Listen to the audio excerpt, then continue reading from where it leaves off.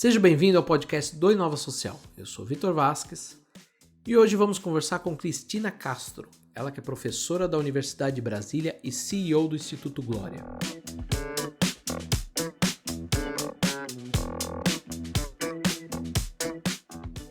Cristina, seja bem-vinda. Muito obrigada, é um grande prazer estar aqui com você e gratidão pelo convite.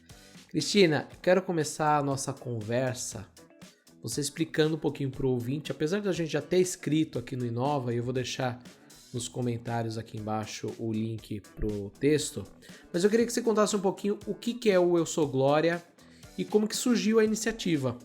Bom, a Glória é uma robozinha, uma inteligência artificial, uma robô negra, que vem com o objetivo de acabar com a violência contra mulheres e meninas no mundo. Ela é baseada em 3 tecnologias, falando tecnicamente, que é inteligência artificial não de ponta, não como o Google, que você escreve maçã e ele te mostra uma foto da maçã, mas meio, no sentido de se comunicar e interagir com os humanos. Ela também, a parte que é o grande coração dela, o grande núcleo, que é a People Analytics, ou seja, a parte de mineração de dados, o que nós temos como um grande sonho é um dia que a gente consiga prever a violência antes mesmo dela acontecer, ou seja, entender os dados na sua magnitude, realmente as narrativas completas de cada mulher, de cada menina que sofre violência. E, por fim, a gente trabalha também com blockchain, ou seja, a parte toda de segurança de dados e como é que a gente categoriza esses dados e como a gente separa esses dados para que essas mulheres não sejam identificadas. Afinal de contas, a gente trabalha com um tema muito sensível e um dos nossos grandes pilares é o olhar para o anonimato. Não me importa quem é a Maria, mas quantas Marias. Então, a Glória ela surge em 2019, dia 23 de abril de 2019, é um instituto muito novinho, mas começa com um caminhar meu anterior, em 2015, eu fui convidada pelo Departamento de Estado americano para representar o Brasil e ser embaixadora no Brasil de um programa criado pelo Obama, no primeiro mandato dele, em 2012, chamado We Americas.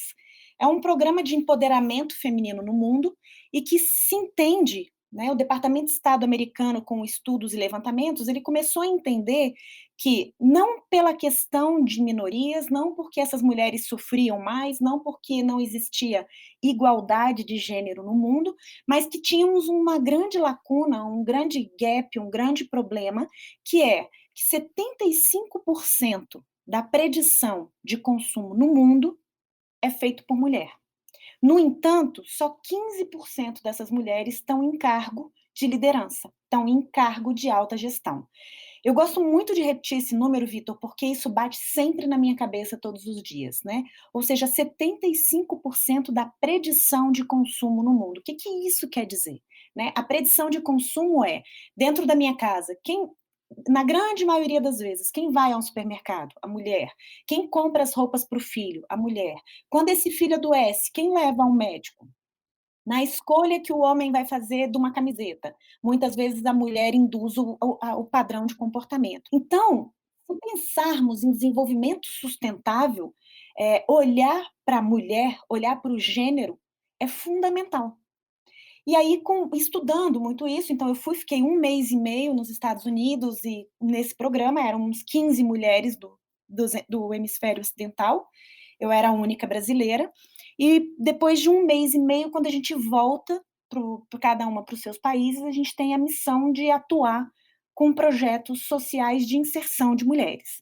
Como professora da universidade, no primeiro momento eu comecei trabalhando com redes e plataformas de mentoria para mulheres na América Latina. Nós criamos juntas, essas 15 mulheres, nós criamos a RED, que é uma rede de mulheres empreendedoras que ajudam outras mulheres que querem empreender. Deu muito certo na América Latina, com exceção do Brasil. A gente não conseguiu caminhar muito aqui no Brasil por uma série de questões, inclusive na época, questões inclusive legais que a gente acabava esbarrando, né, isso em 2015. E em 2016 eu fui convidada, fui para Cornell, ficar 1 ano como professora visitante em Cornell, que é uma Ivy League, das maiores na minha área. Fiquei trabalhando em mercados emergentes, como uma professora convidada e pesquisadora, Em 2017, quando eu voltei para o Brasil, aí também já com o convite de ser embaixadora pela WEDO, Women's Entrepreneurship Day Organization, ou seja, pensar em empreendedorismo, e um dos pilares para se acabar com violência é que essas mulheres consigam ter seu ganha-pão, consigam trabalhar, se inserir no mercado e pagar seu alimento, dos seus filhos. Eu voltei e comecei a trabalhar com projetos sociais mais fortemente, principalmente com um que se chama Vira Vida, é um projeto, um programa da CNI, Confederação Nacional da Indústria, que já tem 11 anos e que trabalha justamente com crianças que foram comercializadas sexualmente. E que tem uma característica muito própria esse projeto, e trabalhar com crianças que foram exploradas sexualmente, porque geralmente elas são tiradas da família com seus 4, 5 anos, e aos 13 anos, quando essas meninas e esses meninos têm ou pelos, peito, bumbum, eles não são mais interessantes para o crime. E são abandonados, e aí passam a ser crianças fantasmas, jovens fantasmas, que já não voltam mais para o seio da família, não voltam mais para dentro de casa, e também não têm tutela legal de ninguém. E isso começou a me incomodar muito e me doer muito, conhecer mais de perto essa vivência, essa experiência, esses meninos. E eu voltava sempre para casa, Vitor, e meu marido é um cientista de dados. Meu marido tem uma empresa chamada Cubo Tecnologia, que trabalha com mineração de dados. E eu voltava para casa e dizia para ele assim: meu bem, não é possível. Eu estou trabalhando com 2.800 jovens, mas é muito pouco. É muito pouco. E já trabalhava com isso em 2018. E aí ele me dizia: Cristina, é humanamente impossível você aumentar esse número. É humanamente impossível você aumentar esse número. E ele me repetia isso constantemente. E aquilo me incomodava, porque eu pensava: poxa, mas eu sou humana, como é que eu vou fazer? Eu não posso voltar para casa tendo um belo apartamento, um bom carro, trabalhando numa universidade pública, que teoricamente quem chega lá são pessoas que são mais privilegiadas. Não é possível, né? O que eu faço? E aí nós fomos convidados para uma missão na China, que eu fui em 2018, fim de 2018, fomos para Shenzhen, maior parque tecnológico do mundo, e lá uma robozinha, num dado momento, eram só homens, eu era a única mulher, e eles estavam tomando café, todos os homens conversando, enfim, eu num canto, e uma robozinha parou para conversar comigo. E ali veio o estalo: se é humanamente impossível, eu quero uma robô. E aí, 33 horas de voo voltando para o Brasil, eu desenhei o projeto da Glória. Ela ainda não se chamava Glória, ela se chamava Robô X, porque eu não tinha ideia de como ela ia se chamar, e eu sabia que eu queria trabalhar com essas 3 tecnologias. E assim surge a Glória, uma robô que vem para acabar com a violência contra mulheres e meninas no mundo. Que legal. Cristina, antes da gente aprofundar um pouquinho mais nesse cenário e até falar um pouquinho mais sobre essa inteligência artificial, você falou uma coisa interessante a respeito de legislação, dificuldades aqui no Brasil, então eu queria falar um pouquinho sobre isso. Hoje a gente tem modelos de negócios e iniciativas de direitos humanos e temas correlacionados. No geral, eles são muito desafiadores, né? A criação do Instituto, que você falou que o Instituto é super recente, né? Ele foi um formato que você encontrou para assumir, para manter esse modelo em pé, né? E como que a gente mantém hoje esse modelo em pé? Porque eu imagino que, assim, criar uma robô como essa também demanda investimento, né? Então, hoje o modelo é captar recursos e viver de projetos. Esse é o cenário aqui no Brasil? Eu vou te contar, assim, no caso do Instituto Glória, tá? É uma coisa muito doida, Vitor. Eu sou funcionária pública, então eu sou dedicação exclusiva da universidade e eu não posso ter outra fonte de renda. Uhum. Portanto, isso me gerava uma condição muito confortável de que o meu ganha-pão estava assegurado. E ele nasce dentro de um projeto da Universidade de Brasília, então eu tinha um suporte de que eu podia trabalhar freneticamente naquela frente. O Instituto Glória, ele nasce como um instituto por dois motivos. Conversando com a Demarest, que é quem cuida da propriedade intelectual da Glória, eles me perguntaram assim: Cris, foi a primeira conversa que nós tivemos logo que eu ia criar um instituto. Cris, em 2 anos, quanto você imagina estar ganhando? E naquele momento eu disse: muda a pergunta. Em 2 anos, quantas vidas eu terei salvo? E ali eu entendi que o meu grande barato não seria monetizar uma inteligência. mas seria justamente salvar vidas, né? Bem diletantismo mesmo, do fundo do coração. E aí, o que eu fui descobrindo como instituto? Que, como eu não tenho foco em dinheiro, em monetizar, eu consigo buscar das pessoas aquilo que no passado se fazia tão bem, que é o tal do escambo. Ou seja, IBM, eu preciso de ajuda aqui, em contrapartida você vai estar salvando tantas meninas, inserindo tantas meninas. Ótimo. Microsoft, a parte de filantropia. Como é que a gente pode fazer aqui, assado? E assim foi indo, grandes empresas me apoiando e me ajudando.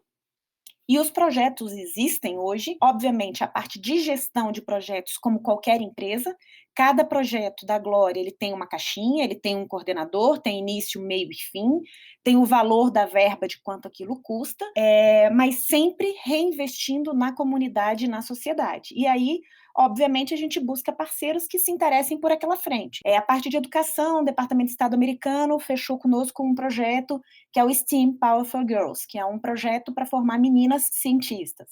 Então, cada caixinha, a Glória, ela tem 5 frentes, que eu acho que mais para frente a gente pode falar um pouquinho nisso. Ela tem 5 caminhos que ela quer seguir para acabar com a violência contra mulheres e meninas, e em cada caminho desse a gente tem as caixinhas dos projetos. Então, o instituto é para que fique muito claro que não é para monetizar uma frente, mas é realmente para salvar vidas. Legal. Vamos falar então um pouquinho mais sobre esse salvar vidas. Saiu recentemente algumas notícias e estudos e tudo mais. Por exemplo, no Rio de Janeiro, a violência contra a mulher aumentou em 50% durante a pandemia. Um outro ponto que eu queria trazer aqui para a nossa conversa é que recentemente o Instituto de Segurança Pública divulgou o dossiê Mulher, isso foi bem recente, com os dados da violência contra a mulher em 2019. E a gente olha os dados e vê um padrão. Então, por exemplo, 82% das agressões são cometidas pelos companheiros das vítimas, quase 79% dos casos acontecem dentro de casa. Como você avalia esse momento que a gente está passando agora, não só no país, mas no mundo inteiro, mas eu quero focar, claro, no Brasil, sobre esse aspecto de violência contra a mulher, né? A gente viu muito disso com o isolamento social, muitas mulheres praticamente se vendo presas com o seu agressor, né? E não tendo uma opção de saída para esse cenário, né? Então, como que você vê um pouquinho esse aspecto? A primeira coisa que vale ressaltar, visto que agora todo mundo fala sobre pandemia e entende o que é uma pandemia, é que em 2018, final de 2018, secretário-geral da ONU, declara como a violência contra mulheres e meninas como uma grande pandemia mundial. Então, antes de falarmos em Covid, já falávamos numa pandemia anterior, que é a violência contra mulheres e meninas. Eu queria ressaltar também que os dados que você trouxe, muito bem, inclusive, é apenas 10% do que se sabe, porque sabe-se que super subnotificado a questão da violência. Ir a uma delegacia para uma mulher, ir a um hospital, é apenas em último caso. Por quê? Porque depois ela tem que voltar para casa. E o agressor continua dentro de casa com ela. Por isso é tão subnotificado a violência contra mulheres e meninas. Então, saber que aumentou 50%, a gente está vendo um retrato daqueles 10% que tem coragem de ir, ou que chegou a um momento que não aguenta mais e que vai, então, a uma delegacia. Que é o que me preocupa mais ainda. A violência aumentou muito no momento de pandemia, a gente entende por N coisas, aumento de uso de drogas e bebidas, até por uma questão de desemprego, por diminuição de renda, por estar trancado dentro de casa. Tudo isso gera um desequilíbrio, digamos assim, se é que existia harmonia, mas um desequilíbrio dentro do padrão de comportamento. Então, sim, aumenta e aumentou no mundo. Inglaterra, a gente tem notícia de aumento, China, a gente tem notícia de aumento, França, a gente tem notícia, Europa, a gente tem notícia, Estados Unidos, a gente tem notícia. Então, isso é preocupante mundialmente falando. Só que o grande nó disso tudo ainda as pessoas pensam, né, os políticos, os gestores, pensam em ações pontuais para acabar com a violência, mas não pensam num programa que realmente englobe toda uma reinserção dessa mulher que sofreu violência, dessa menina que sofreu violência, numa sociedade de novo. Então, o caso atual, que está tão falado e que realmente revolta todos nós, por exemplo, o caso da menina que foi estuprada pelo agressor e que, por uma questão que a gente entende como processo cultural, foi questionado o tempo inteiro por ter legalmente a possibilidade de fazer um aborto e, de novo, não estou dizendo nem que sou a favor nem contra, mas demorou 2 semanas para que as pessoas começassem a perguntar quem era o agressor, porque culturalmente isso é aceito. A roupa da menina que chega numa delegacia mais curta para dizer que sofreu uma violência, pode ser uma grande crítica de dizer: "Mas também você estava com essa roupa". Então, é preciso, antes até da gente falar desses números, e é isso que é o grande barato da Glória, é entender esses números. O que tem por trás, qual é a narrativa completa dessa história? Porque saber que aumentou 50% no Rio de Janeiro, o que que isso significa? Né, por exemplo, Mato Grosso aumentou 400%, percebe? Então, são essas narrativas sobre a violência, entender que a violência ela é transversal, ela vai em qualquer idade, em qualquer classe social, em qualquer classe educacional, qualquer cor de pele. Claro que tem atenuantes, então uma mulher pobre, com deficiência, negra, ela sofre mais violência, uma transexual sofre mais violência, mas qualquer mulher, tá aí Luísa Brunet, uma mulher rica, com dinheiro, bonita, na mídia, que sofreu violência e veio para a mídia contar. Então eu acho que antes da gente olhar tanto esse número de 50%, é entender qual é o padrão de comportamento da vítima e do agressor e saber que sim, numa pandemia isso só vai aumentar. Já quando iniciou o processo da pandemia do covid, eu já sabia que eu teria mais trabalho. Sem dúvidas. Cristina, falando um pouquinho de padrão, né? Você falou sobre entender o padrão. Então, eu queria voltar a falar sobre a inteligência artificial, sobre a Glória. A gente já escreveu aqui no Inova, como eu falei no começo do nosso bate-papo, sobre o aplicativo. Mas eu queria que você falasse um pouquinho como que você vê o futuro dessa iniciativa. Você falou muito sobre uma questão... Tem a questão cultural, né? A gente tem a Lei Maria da Penha, que hoje é um dos dispositivos mais estruturados, talvez do mundo, mas por uma questão cultural e de preconceito ainda é muito se discutido, que foi o exemplo que você falou da roupa da mulher ou da menina que chega na delegacia e não se aplica a lei, mas se questiona primeiro a roupa de uma vítima, né? Então eu queria que você falasse um pouquinho como que você vê o futuro dessa iniciativa da Glória, né?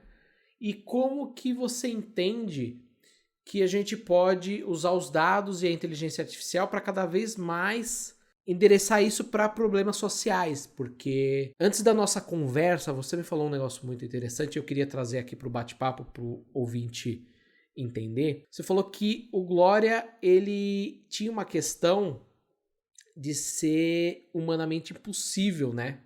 Você até falou no comecinho do nosso bate-papo aqui como surgiu a iniciativa, que era uma questão de ser humanamente impossível atender tudo, né? Atender todos, porque é um volume muito grande. Então, como que a gente também pode fazer esse direcionamento da inteligência artificial, do uso de dados para os problemas sociais? Bom, ótimas perguntas. A primeira coisa, Vitor, até para explicar a todos os ouvintes, a Glória ela é mais do que um app, ela é uma plataforma de transformação social. Ela tem app, ela tem o bot, o chatbot, ela tem programas de educação. Ela, na verdade, ela se divide em 5 frentes: educação, empreendedorismo, saúde, acesso à justiça e segurança. Então, essas são as 5 frentes que nós trabalhamos, atuamos, minerando dados, entendendo narrativas e atuando diretamente com a sociedade. A primeira pergunta que você me faz é eu vou de trás para frente, né, como pensar a inteligência social, a inteligência artificial para questões sociais. É importante a gente ressaltar que as grandes problemáticas mundiais, as grandes perguntas de como resolver problemas mundiais, eles são impossíveis de serem pensados, equacionados numa rapidez que satisfaça a humanidade, se for trabalhado só por gente. Por N coisas. Primeiro, porque a gente está falando no século XXI de que a gente tem um acesso à informação absurdo, que a cada segundo 1000 coisas acontecem, e como é que você minera esses dados, cruza esses dados e consegue entender quais são as problemáticas para buscar as melhores soluções, né? Então, como a gente está num mundo que tem muita informação, a gente muda também o tempo inteiro, as pessoas mudam, as predições de comportamento também se alteram, e seria quase que impossível que, numa era de comunicação, tecnologia, que a gente conseguisse filtrar todos esses dados e escrever aí as soluções. Então surge a inteligência artificial muito como uma busca de equacionar problemáticas mundiais e que precisam ser rápidas, né. Então, por exemplo, e que obviamente também de uma outra forma, elas são direcionadas a cada pessoa. Te digo, por exemplo, na educação. Se você pensa a inteligência artificial na educação, como é que ela surge, né. Ah, uma criança vai lá e responde: 2 e 2 igual são 4. Ah, e aí então eu já posso dar uma dificuldade um pouquinho maior para ela. Ah, então 2 e 2 são igual a 4 mais 1, 5. Ah, então eu já posso dar uma dificuldadezinha maior. Ou seja, a inteligência artificial vai entendendo quase que diretamente para cada um qual é a necessidade e suprindo essa necessidade, ao mesmo tempo, no mesmo momento. E aí, isso, se você volta para questões de direitos humanos e entender necessidades e desenvolvimento sustentável, se bem que eu adoro falar que todo desenvolvimento precisa ser sustentável, senão não seria desenvolvimento, mas pensando nisso tudo e olhando para as problemáticas do mundo, só tem uma forma, de eu conseguir resolver, eh, buscar soluções e resolver problemas.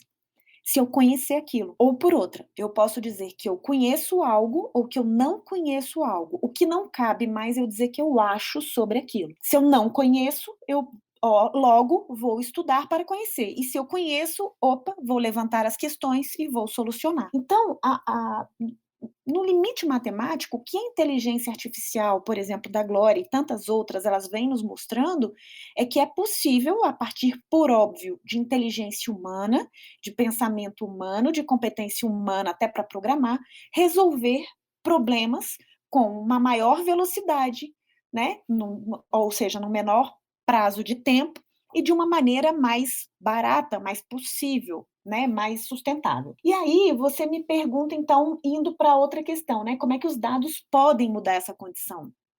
Eh, eu digo que no século XXI, quer dizer, eu não, né, me apropriando de tantos intelectuais, que no século XXI o grande petróleo são dados. O quanto em cada profissão, em cada frente, a gente consegue ser mais, sustentável, ter competências, ter condições de competir, diferencial competitivo, a partir do tanto que eu conheço aquilo que eu quero tocar, que eu quero atingir. E é assim que a Glória vem, ela precisa entender qual é a verdadeira dor. Uma coisa que sempre me incomodava muito é que eu entrava sempre em livraria para buscar coisas de gênero, e eu pedia assim: "O que que tem livro de gênero?". Sempre eram os mesmos, dentro dos mesmos autores, porque eu sou uma pessoa que gosta muito de ler, leio muito, e uma coisa assim, eram 2, 3 pessoas escrevendo sobre violência no mundo, ou homens escrevendo sobre violência contra a mulher. E aquilo me incomodava de eu pensar: "Poxa, são essas mulheres que precisam estar contando". Cada pessoa passa por um processo de uma determinada forma. E aí que vem o grande coração da Glória, que é o analytics, é realmente o entender análises sentimentais, e análises semânticas do discurso pela mulher que sofreu a violência, pela menina que sofreu a violência. Então, resumindo o que você me perguntou, eu acho que se tem alguma coisa, invertendo a sua pergunta para uma afirmação, se tem algo que pode realmente mudar o mundo e melhorar o mundo, são os dados. Porém, o que a gente precisa é estruturá-los, porque hoje a gente tem muita informação no mundo, mas elas são desestruturadas ou semi-estruturadas. Eu concordo com você plenamente. Eu acho que os dados realmente são futuro. Mas eu queria jogar uma última pergunta aqui para a gente seguir para nossa conclusão, que tem muito relação com essa era da informação e tudo mais. A gente percebeu agora na pandemia, muito pela questão da educação, que a gente tem um grande desafio em relação à tecnologia. Muitas crianças, maioria, nem tão ligadas talvez à questão social, mas a gente tem vários fatores e a gente fez um outro podcast aqui sobre educação e falou sobre essas limitações, né? Seja de não ter o dinheiro para ter uma internet ou um aparelho para assistir a videoaula e tudo mais, mas também tem uma questão cultural em outras regiões. Como que você vê esse desafio da desigualdade de acesso em relação a essa tecnologia? Porque a gente sabe que a gente tem um alto índice de violência, também separado aí por classe social. Apesar de você ter citado um ótimo exemplo, a gente sabe que a gente tem, a maioria dos casos são mulheres negras, uma classe social mais baixa, e a gente tem esse desafio da tecnologia. Como que você vê então esse desafio, principalmente no Brasil? Eu sei que vocês têm um desafio aqui e eu queria puxar um pouquinho de novo essa pergunta, como que você vê o futuro da Glória? Porque eu sei que vocês têm uma meta bem audaciosa aqui tá até no site de vocês, que são ajudar, né, a impactar 20 milhões de mulheres e meninas só no Brasil? Só no Brasil em 2 anos. É muito doido. É bastante, é bastante. Como que fica esse desafio da tecnologia na sua visão, então? Bom, eu vou ser muito honesta. Todos os dias eu acordo pensando o quanto eu consigo fazer a Glória e o quanto eu penso em soluções da Glória que não sejam, respostas para necessidades de uma mulher branca, com condições financeiras como eu. Ou seja, o quanto eu consigo levar para mulheres de rua, o quanto eu consigo levar para mulheres no campo, o quanto eu consigo levar para meninas que não têm acesso à internet, que estão em casa dentro com o próprio agressor, saindo do meu contexto, ou seja, pensando realmente além da minha caixa. Eu não gosto muito de dizer pensando fora da caixa, eu gosto de expandir a minha caixa, né, porque eu não gosto de ir para fora, eu gosto de expandir realmente, que a minha caixa seja maior. Bom, inicialmente, te digo da pergunta de novo de trás para frente do futuro da Glória. Nós temos é audacioso quando a gente pensa de novo só no número, né, impactar positivamente 20 milhões de mulheres e meninas no Brasil, em 2 anos. Vitor, isso é só 10% da população brasileira. Portanto, eu ainda vou estar com aquele mesmo problema de voltar para dentro de casa e dizer para o meu marido: "Eu preciso ajudar mais". E ele vai me dizer: "É humanamente impossível". Ou talvez para uma robozinha só é impossível, você precisa de mais, precisa de um conjunto de robozinhos. Então, ainda é 10%. E hoje, com você sabe disso melhor do que eu, com a comunicação, com a internet, com o Instagram, com o Twitter, com o TikTok, com tudo isso que existe, pessoas conseguem em segundos tocar milhares de pessoas. Milhares, incontáveis, né.